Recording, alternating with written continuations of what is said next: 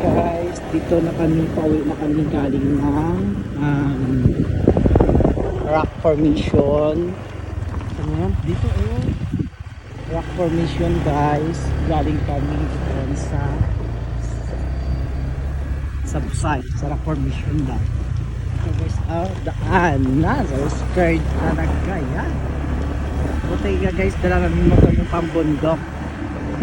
Kasi yung kariton, pinalitan ko siya ng pang spalto, char, pang highway pala. And guys, palabas na kami. Dadaan kami sa Madalag Power Plant, mamaya ng Maria Cristina Falls. Ayan. Ayan guys, dito.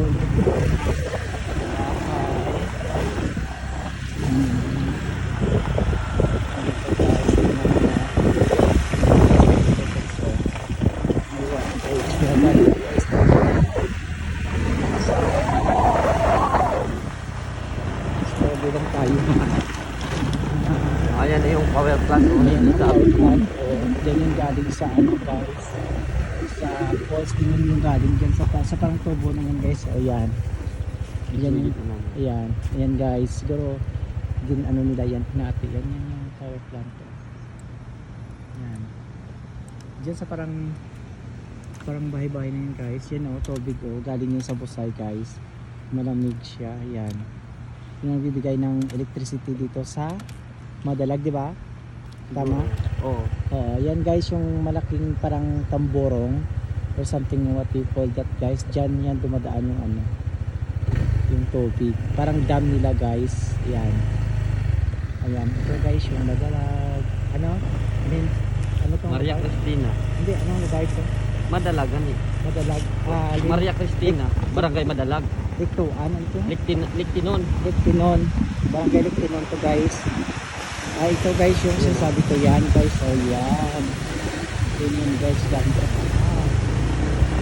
Yun po yung water came from plantation na falls nila guys. Kasi naman pala yung power plant nila. Ayan lang guys. Tapos ito guys, palabas na kami.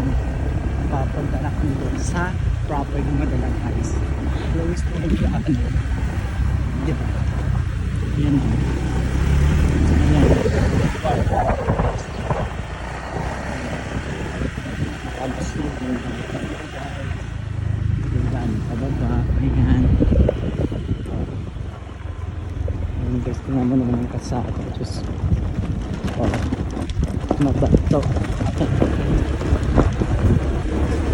Ayan.